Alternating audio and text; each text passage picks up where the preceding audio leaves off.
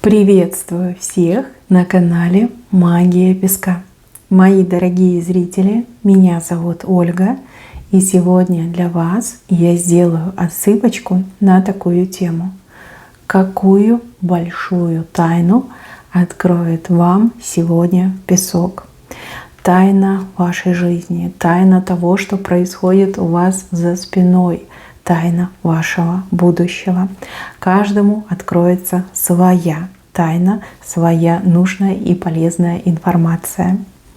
Прежде чем я начну, всех вас, мои дорогие, хорошие, спешу сердечно поблагодарить за то, что выбираете быть со мной, и за ту невероятную поддержку в комментариях, лайками, донатами, которую вы мне даете. Земной вам поклон. И пусть вам вернется в миллион раз больше. Да будет так, воистину так и будет. Итак, мои хорошие, загадывайте на себя, и пусть большая тайна вам сейчас откроется. Я прошу высшие силы дать мне возможность ответить на все ваши вопросы и послать для вас только лишь самую важную, нужную и полезную информацию.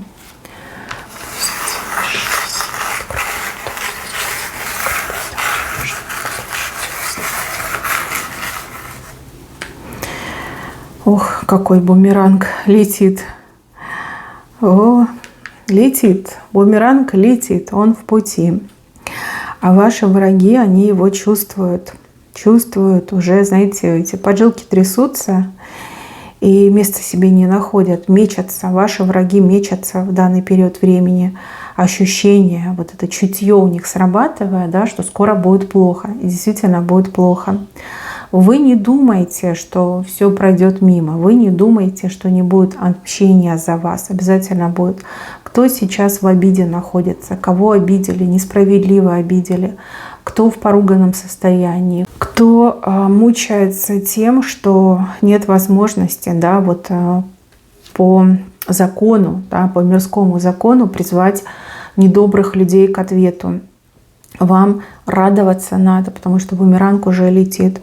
Летит и буквально уже в ушах ваших врагов свистит. Ой, прилетит, ой, плохо будет тем, кто вас обидел.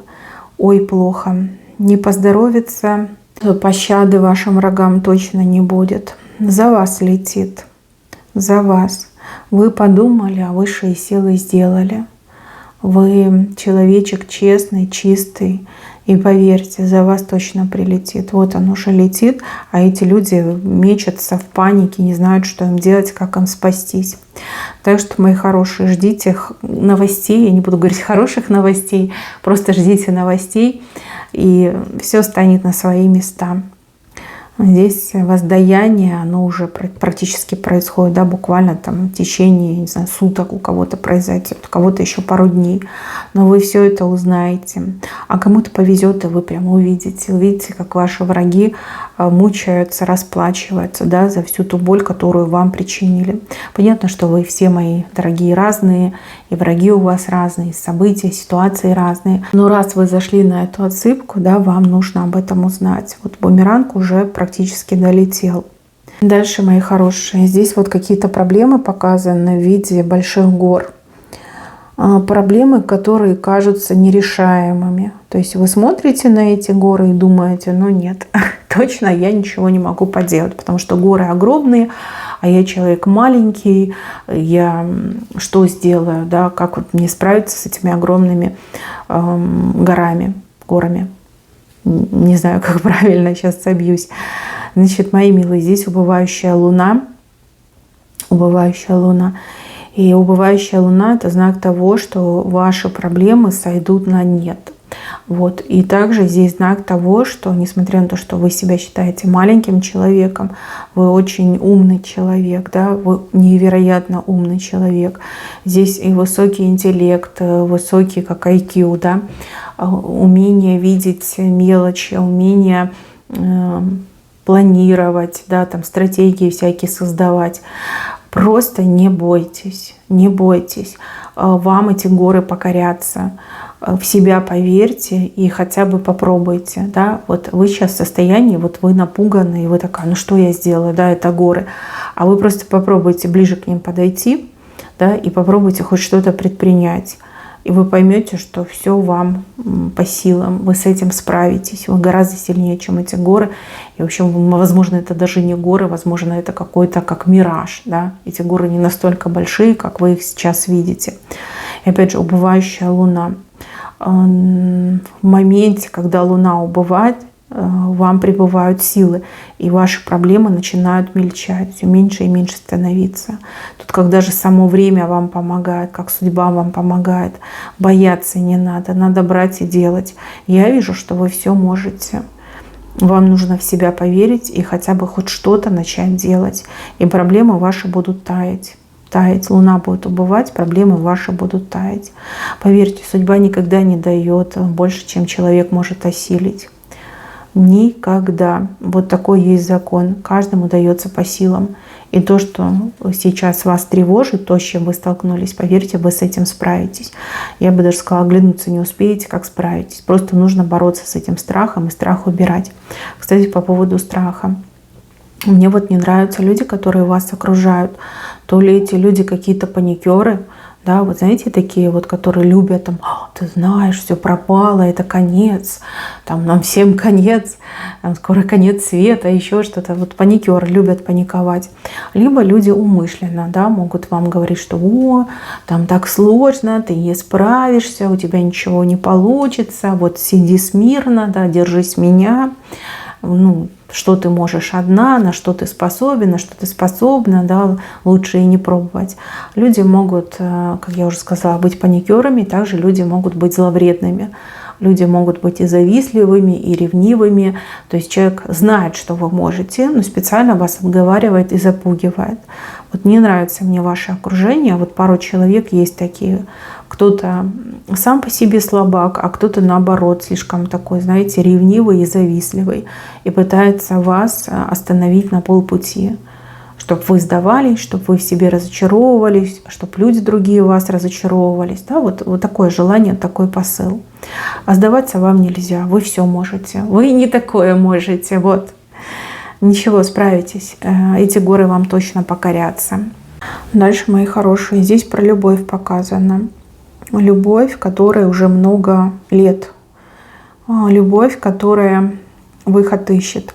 Смотрите, любовь взаимная, но люди не общаются. Между людьми как пространство, как разрыв, как времени много прошло. Либо вы слишком далеко друг от друга находитесь, но вы друг друга любите, вы друг друга до сих пор не разлюбили. Любовь, она как была, так она и осталась. Время не властно над этой любовью, люди не властны, пространство, километры, да, расстояние, это все не властно. Любовь только лишь усилилась. И знаете, если вы задаетесь вопросом, зачем мне эта любовь, если я не могу счастье познать в этой любви, то вы очень неправы. Здесь как подготовка идет, как сама судьба вам мосты выстраивает. С вашей стороны мост выстраивается, и со стороны того человека мост выстраивается. У вас встреча, она уже в судьбе прописана и в вашей, и в ее, да, если вы мужчина, то в ее. И любовь ваша все сильнее и сильнее становится. Вы уже друг друга как эмпатически чувствуете, вы друг друга во времени и в пространстве ощущаете. То, что вы сейчас не вместе, но это какой-то замысел судьбы. Здесь как какая-то программа судьбы. Сложно на общей отсыпке. Но с другой стороны, все, что не делается, все делается к лучшему. Возможно, ваша любовь и должна была пройти эту проверку расстоянием. Либо в моменте, когда у вас там все вспыхнуло, перед вами и перед вашим этим любимым человеком какие-то задачи стояли, либо испытания нужно было пройти. Но каждый должен был это сделать со своей стороны, да, по отдельности нужно было проходить. Но вот я вижу вас вместе, и судьба вас как развела, так и сведет. Там причина, понимаете, там была какая-то причина, почему вас развели. Ну и есть причина, по которой вас опять сведут. Но эту причину я знаю. Она счастье называется, любовь и счастье называется. То есть ваши отношения, они какие-то особенные. Не буду говорить, что кармические, но судьбоносные 100%. То есть испытание, любовь должна была пройти испытание. Либо каждый из вас должен был пройти свои испытания, свои кармические задачи пройти. Но вот когда вы будете готовы, когда все уже будет позади, вы опять встретитесь и уже больше никогда не расстанетесь. Вы будете вместе. Здесь уже никто вам не помешает друг друга любить и с друг другом до конца жизни прожить. Вот так мне идет. Дальше вот здесь мне показана птица Феникс. Это как-то касается вашего здоровья. Здоровье еще у кого-то вот денег касается. Возможно, вы себя плохо чувствуете, либо с какими-то болезнями боретесь. А возможно, у вас действительно вот с деньгами проблема. И денег нет, но есть, например, какие-то долги, кредиты. Сложно жить, сложно выживать. Вы птица Феникс. Дойдя до точки невозврата, вы преображаетесь, вы из пепла восстаете, понимаете? Вот горите своими проблемами, сгораете, а потом возрождаетесь. Если вы чем-то болеете, больны, то поверьте, вы свою болезнь точно победите. Вы из этой болезненной ситуации точно выйдете. Если у вас проблемы с деньгами, то вы это тоже переживете. И долги, кредиты закроете. Как эта птица Феникс, снова возродитесь, да? Снова у вас все наладится, и деньги будут, и накопления пойдут, и приобретения всякие разные важные будут. Но птица Феникс мне идет на деньги и на здоровье. У кого-то деньги, прям беда, проблема, у кого-то здоровье. Дальше, мои хорошие, здесь еще справа, как цепь показана. Такой цепью обычно показывают приворот. На вас кто-то делал приворот. И это не свежая цепь. Она уже, видите, перетирается, рвется, эта цепь. Какой-то старинный приворот. У кого проблемы в личной жизни, кто считает, что у вас там венец безбрачия, либо что вы это как... одинокий мужчина, да, который никак не может свою женщину встретить. На вас просто был приворот. Приворот, который уже себя изживает. Не потому, что вы с себя снимали, а потому, что время прошло. Зло, какое бы оно сильное ни было, оно всегда конечно. Это добро вечно, а зло конечно. Я всегда об этом говорю, и оно так действительно работает. Время вышло. Тут на вас был приворот. Причем приворот очень сильный, как я понимаю. Чтобы вы вот кого-то одного только любили, и чтобы ни с кем другим не хотели, да, ни на кого другого не смотрели. Возможно, были хорошие девчонки, были хорошие парни, а вы просто их не видели, потому что этот приворот, как черная повязка, был у вас на глазах. Как сердце в цепях было, да, вот нельзя было ему любить, не могло оно любить. Видите, перетираются звенья этой цепи. Приворот этот, он уйдет, как будто бы и не было. Вы обязательно выйдете замуж, вы обязательно женитесь, все у вас будет хорошо. Что было, то было, да, то прошло. Не думайте, что на вас венец безбрачия, не думайте, что вам там по судьбе одному быть. Нет, это все действие приворота. Когда-то давно вы от него пострадали, но теперь этот приворот уходит. Дальше здесь кольцо показано. Кольцо — это союз. Союз. Кто-то очень сильно хочет быть с вами в союзе. Человек стремится к тому, чтобы с вами союз построить. Вы все разные. Союзы тоже бывают разные. Бывают любовные союзы, бывают дружеские, бывают творческие, бывают деловые, да, рабочие союзы. Есть человек, который вас видит вместе с собой в этом кольце. И этот человек, возможно, уже предлагал вам этот союз, возможно, вы не согласились, либо вы не были уверены, может быть, для вас это было что-то, такое, знаете, не очень актуальное. Я вижу, что этот человек не сдается, и человек еще раз вам будет это предлагать. Если вы этот союз принимаете, поверьте, он с правой стороны, вам это на благо пойдет. И то, что кажется неважным и несущественным, обернется действительно большой радостью, большим успехом, большой удачей обернется для вас в будущем. Союз, вам быть в союзе. Вот как я говорила, кто-то замуж выйдет, женится, кто-то подружится, кто-то сотрудничать будет, кто-то, не знаю, спонсора найдет, исполнителя, да, у каждого по-своему. Но этот союз, он какой-то многогранный, и он как кольцо в кольце, да, вот он как расширяется. То есть много-много блага вам будет от этого союза. Чтобы бы ни был этот союз, он много-много блага вам принесет. Дальше. Показано, что очень много зависти вокруг вас. Она прям кусками. Кусками. Это зависть, кусками, камнями, как смола, да, вот такая вот липучая, плохо пахнет. Ее очень-очень много. Очень много вам завидуют. Причем завидуют со всех сторон. Вам, мне вот кажется, что с самого пупешку завидуют, да, с младенчества, да, всегда находились люди, которые отмечали, что вы там умнее, красивее, веселее, не знаю, талантливее, интереснее, да, и люди начинали завидовать. То ли вам так по жизни не повезло, что вы с такими убогими, да, где-то компактно проживаете, постоянно встречаетесь, то ли вы как зеркало, зеркало для душ других людей. Если душа чистая и светлая, то этот человек никогда не будет завидовать, наоборот, человек будет там с вами дружить, общаться, вам помогать. И если душа черная, да, то начинает завидовать. Еще вот вижу, что вы как-то очень сильно отличаетесь от большинства людей, которые вас окружают, да, вот с которыми вы проживаете рядом, либо общаетесь, работаете, да, вот как-то так мне идет. Очень отличаетесь. Но они хуже, а вы лучше, вот так мне идет. Возможно, вас даже так и называют, что вы как не от мира сего, да, либо как белая ворона. Ну и, соответственно, отношение такое идет. Но еще раз говорю, к вам плохо относятся только завистливые и черносердечные люди. Если человек хороший, никогда про вас плохо не подумает и никогда плохого вам не сделает. Так, и еще. У кого-то есть подруга, какую-то тайну знает, но вам не говорит. И эта тайна ее очень сильно мучает. У кого-то это подруга, у кого-то это сестра, у кого-то это мама. Женщина, с кем у вас долгие и достаточно близкие отношения.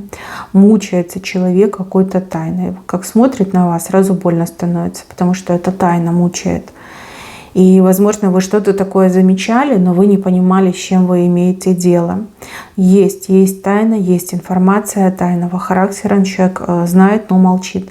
Считает, что это может как-то вас против нее настроить, либо что вам это будет как-то болезненно слышать. Ну, в общем, какие-то там есть отговорки. Сама себе придумала эта женщина, и поэтому молчит.